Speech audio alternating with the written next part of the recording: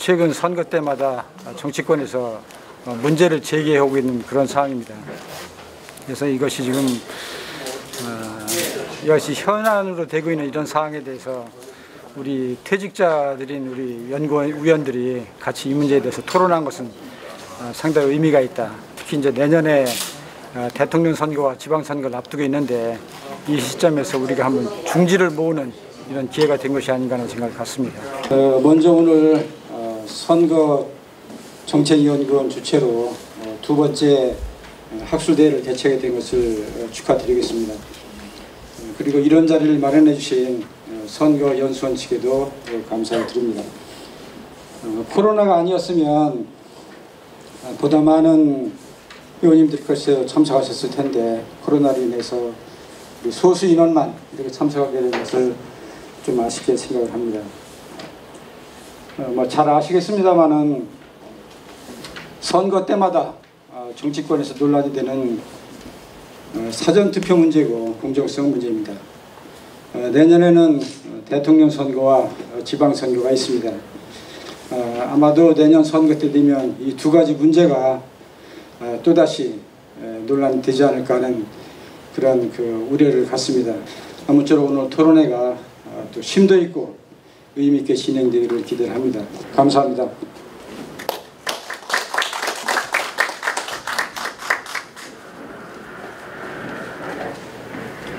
네, 오늘 첫 번째 주제인 세 개의 나라, 첫 번째 대한민국, 그 다음에 미국, 일본 각각의 특별 투표제도, 이른바 대한민국의 사전투표, 미국의 early voting, 조기투표, 일본의 기일전 투표가 그것입니다. 그렇다면 과연 이 사전투표가 우리는 불과 이 제도가 실시한 지 2013년밖에 되지는 않았습니다만 멀리 미국은 텍사스주부터 시작해서 1983년, 일본은 2003년부터 시작을 했습니다. 그러면 과연 비록 우리나라는 10년이 채 되지 않았지만 주요 이웃국가인 일본과 선진국가를 대표하는 미국의 경우에 있어서의 조기투표가 어떤 차이점이 있고 핵심적인 쟁점이 무엇이냐. 또한 아울러 작년 국정감사에서 두 가지 이슈, 하나는 과연 중앙선거관리위원회 의견대로 유권자의 편의를 제공함과 함께 투표율을 향상시켰느냐는 점, 또 하나의 경우는 국정감사에서 논란이 됐는데 투표지 분류기의 부정관과 QR코드의 문제는 없느냐는 것이 이 세 개 국가를 중심으로 해서 오늘 논제를 발표하고자 합니다.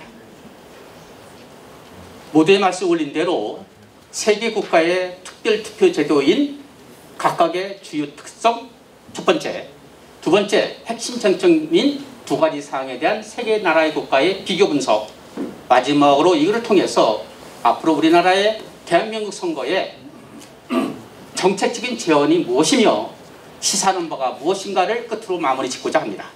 자, 그렇다면 특별투표제도의 개의 세 개 국가의 나라를 각각의 명칭부터 달리하고 있는데 대한민국은 사전투표제도라는 것, 두 번째 미국의 경우는 조기투표, 일찍 한다는 의미 조기투표, 일본의 경우는 선거일이 아닌 선거일 전에 한다 해서 기일전 투표제도가 그것입니다.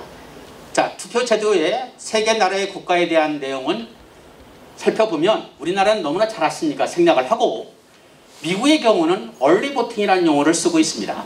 그래서 말씀드린 대로 텍사스 주를 중심으로 해서 5개 나라가 처음으로 early voting 시스템을 도입을 하게 됩니다.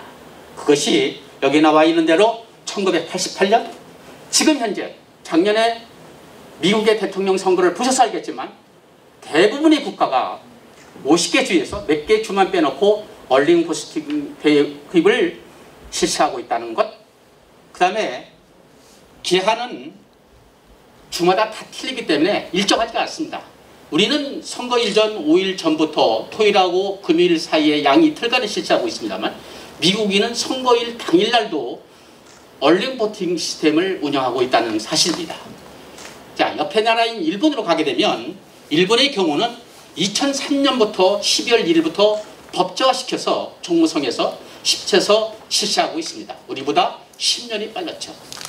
그 다음에 핵심 쟁점에 대한 두 가지 사항, 앞서 말씀 올린 대로 첫 번째는 과연 우리나라도 그렇지만 이 사전투표 제도가 유권자의 편의를 도모함과 동시에 과연 궁극적으로 투표율 향상에 지대한 영향을 미쳤느냐는 것.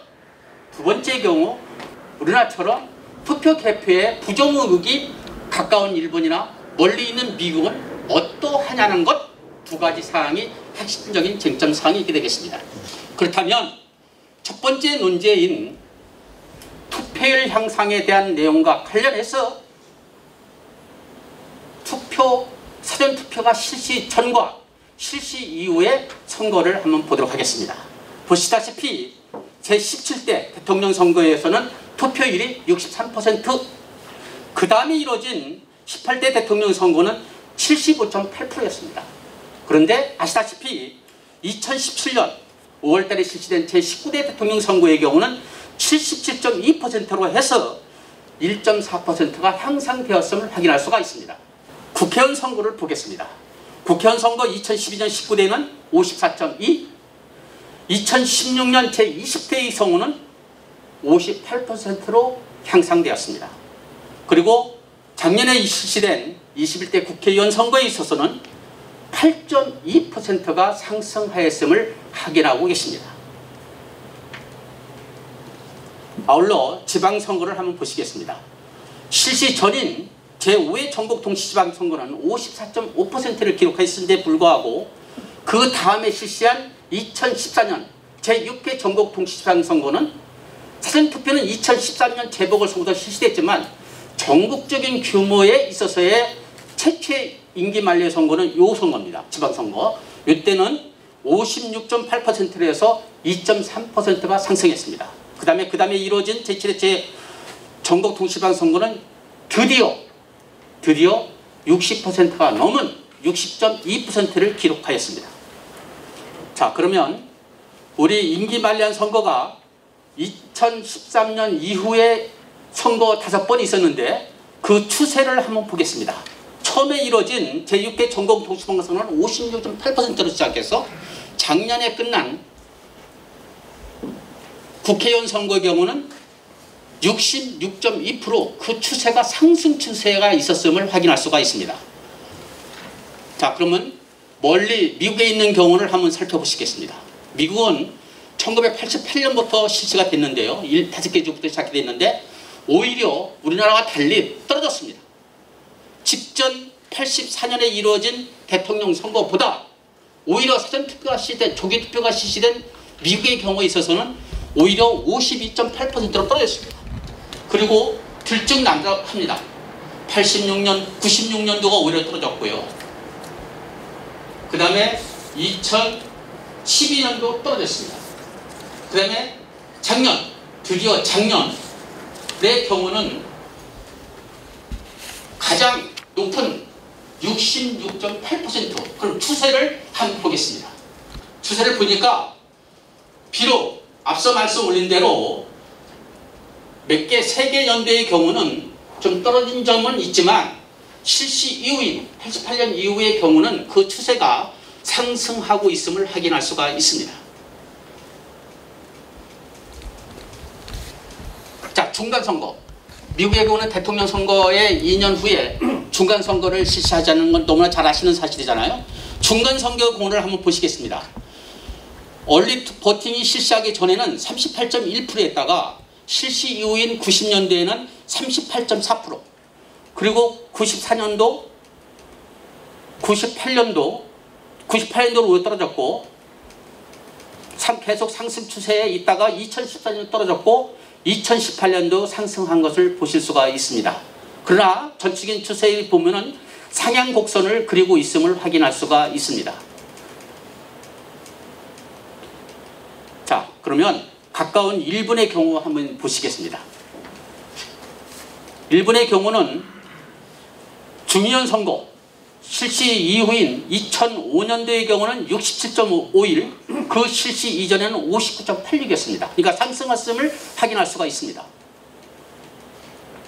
그러다가 오히려 계속 하향 추세로 있음을 확인할 수가 있습니다. 그래서 2017년도 중요한 선거는 53.68로 오히려 떨어졌음을 확인할 수가 있습니다. 이 일본의 경우는 우리 대한민국이나 미국과 달리 조기 투표 기일전 투표를 실시한 본래의 목적이 나타나지 않고 있음을 확인할 수가 있습니다. 하향 추세 있죠. 자, 중의원 선거 말고 참여연 선거로 보겠습니다. 참여연 선거 실시 전에는 56.44했다가 그 20회 2004년도 실시한 것은 56.57로 상승 추세가 있습니다. 그러나 그 이후에 오히려 뚝뚝 떨어지는 하향 추세에 있음을 확인할 수가 있고, 재작년에 실시된 제25회 참여연 선거는 역대 두 번째로 낮은 48.80으로 50% 미만에 되는 아주 극히 낮은 투표율을 기록하였습니다. 자, 그 다음에 부정 의혹과 관련해서 미국의 경우는 우리와 같이 투표지 분리기를 통해서 조기 투표를 실시하지 않습니다. 아시다시피. 그래서 미국 학계에 보고된 자료에 의하면 우리나라 같이 투표지 분리기 자체를 쓰지 않기 때문에 우리나라와 같이 부정 의혹이 전혀 발생하지 않는다는 것이 정설입니다. 그러면 우리나라와 일본과 미국과의 비교 관계에 있어서 조기 투표의 일환으로 쓰고 있는 우편 투표가 작년에 문제가 됐습니다. 아시다시피 트럼프 대통령은 자기가 질 것을 미리 예상했는지 그건 모르겠습니다만 우편 투표의 문양, 특히 보편적 투표용지 우편 투표와 관련된 내용을 언론을 통해서 적극적으로 변호를 했는데 CNN이나 워싱턴 포스트나 전부 다 우편 투표로 해서 부정선거가 나올 확률은 거의 없다라는 것이 미국의 입장입니다. 자, 그 다음에 일본, 가까운 일본을 보시겠습니다. 아시다시피 일본은 우리는 기표식이지만 일본은 직접 후보자 명이나 정당명을 쓰는 자서식입니다. 자서식이기 때문에 같은 투표지 분리기를 쓰고 같은 개수기를 사용한다 하더라도 그 내용상에 조금 후에 말씀 올리겠습니다만 차이가 있다. 따라서 자서식 투표를 쓰는 일본의 경우는 원칙적으로 투표지 분리기와 같은 내용의 우리나라와 같은 부정 의혹이 단 한 건도 학회에 보고되지 않았습니다. 자, 그렇다면 투표의 역량을 다시 한번 정리합니다. 투표의 역량은 한국은 있었고 미국은 얼마 정도 있었고 일본은 제한적이다. 그러나 그와 부수로 이루어진 투표기라든가 참여 방식이라든가 선거일 분위기라든가 특히 후보자 측에서 보고 있는 선거의 투표 형태는 많은 변화가 사전투표제로 인해서 영향을 있었다. 자, 투개표 부정 의혹과 관련돼서는 전혀 문제가 되지 않다는 거 내용을 하겠습니다. 그럼 지금부터 토론을 진행하도록 하겠습니다. 제가 먼저 좀 의견을 말씀드리도록 하겠습니다. 이렇게 우리보다 먼저 이 제도를 도입한 미국과 일본에 있어서도 소위 사전투표가 투표율 진작에 크게 기여하지 않고 그리고 등락은 여전히 등락하고 있다는 그런 결과를 보여주셨는데 과연 그렇다면 우리나라의 경우만 예외적으로 사전투표가 투표율을 제고하는 데 기여하고 있다고 볼 수 있을 것인지 이런 부분에 대해서 과연 우리 발제자께서는 확신을 갖고 계신지 그 부분에 대한 의견을 한번 개진해 주셨으면 합니다. 이재만입니다. 최근 실시했던 5차례의 임기 만료 선거에 있어서 사전투표 제도의 지출액에 대비해서 투표율 상승률이 다소 미흡하다고 생각하는데 발제자께서 이에 대한 질문에 대한 답변을 부탁드리겠습니다. 사전투표 후에 후보자가 사망한다거나 또 어떤 특별한 정책적 오류나 또 정책적 변화가 나타나서 그 투표 결과가 다르게 나타날 수가 있는데 이러한 문제점에 대해서는 연구해 보신 것이 있는지. 사전투표는 선거일 이전에 시행이 되고 선거운동 기간이 끝나지 않은 시점에 시행되기에 선거의 막판 변수를 반영할 수 없어서 유권자의 올바른 후보 결정권을 보장받지 못하고 있다는 점입니다. 이에 대하여 발제자께서는 어떻게 생각하시는지. 일반 투표소에 비해서 사전투표소는 주로 동 주민센터, 그다음에 사회복지관, 그다음에 문화예술회관 등에 설치되어 있어서 장애인의 접근성이 용이하지 않고, 그다음에 투표에서 이게 불편을 이렇게 초래하고 있습니다. 이는 장애인에게 참정권 자체가 보장되지 못하는 제도다, 이런 이야기가 있습니다. 이에 대해서 어떻게 생각하시는지 견해를 듣고 싶습니다. 시간 관계상 제가 한 분 1대1로 하면은 상당히 바람직한데 내용은 많고 또 질의 내용도 적지 않고 해서 5분의 통장께서 말씀하실 내용을 일괄적으로 보고 드리는 걸 양해해 주시길 바랍니다. 우선 첫 번째 이기선 회장님께서 질의하신 내용의 핵심 요점은, 그렇다면 임기 말년 선거는 한국에 있을 경우에 어느 정도 투표율 향상에 기여했다고 봤는데, 저조한 재보궐선거의 경우에서도 어떠냐 하는 내용입니다. 1983년 후부터 지금까지 올해 4월 7일까지 13번의 재보궐선거가 있었습니다만 아시다시피 투표율 자체는 어느 정도 신압으로 올라가고 있다. 이 내용을 보고 드립니다. 자, 두 번째 질문에 대한 내용입니다. 사전투표 제도가 참정권 위배 여부가 있지 않느냐. 왜냐? 사전투표 제도가 선거일 전 5일부터 4일까지 아침 6시부터 저녁 6시까지 보장되어 있긴 했지만 질의하신 내용과 같이 그 전에 후보자가 사퇴하는 경우도 있고 여러 가지 변수가 많이 있는데 이러한 것들을 반영하지 못하고 있지 않느냐? 옳은 맞습니다. 그건 맞습니다만 전체적인 흐름 상황에서 그렇게 문제되지는 않지 않겠느냐는 것이 저희 소견입니다. 그 다음에 투입 예산을 말씀이 계셨습니다. 2020년도 작년 국선까지 5번의 임기 만료 선거가 있었습니다만 전체 1,300만 원이 넘는 집행액을 가지고 있습니다. 그렇다면 질의하신 바와 같이 투표 효율성과 관련된 내용, 효용성과 관련 이 엄청난 돈 1,300억에 대한 세금을 가지고 일반 국민을 대상으로 사전투표를 실시하고 있는데 그 효용성 대비 이게 과연 사전투표제들의 유용성이 있느냐라는 질문에 대해서는 사전투표 제도는 우리 국민들의 투표의 편의성, 투표율 향상, 민주주의 발전을 궁극적으로 하기 위한 하나의 제도적 장치로서 민주주의를 위한 비용으로 봐야 되지 않느냐. 단순히 효용성의 문제로 보기에는 제 의견은 아니다. 이런 말씀을 올립니다. 네. 답변이 소상이 됐는지 모르겠습니다. 선거연수원에서 지금 주관하고 있는 21년도 유권자 정치 페스티벌에 지금 우리 한국선거정책연구원에서 참여를 했는데요. 사전투표 제도에 대해서 지금 연구가 있었지 않습니까? 그리고 또 분석평가에서 정책적 기한을 해주셨는데 아마 이 내용은 앞으로 우리 한국 선거제도 발전에 큰 아마 도움이 되리라고 생각합니다. 지금까지 발제와 토론에 참여해 주신 모든 분들께 감사드리면서 제1주제에 대한 토론을 모두 마치도록 하겠습니다. 감사합니다. 앞으로 향후 민주주의 발전을 위한 제도적 장치를 마련하기 위해서 일심동체로 행동으로 옮길 때 그것이 실행되리라 판단하고 있습니다.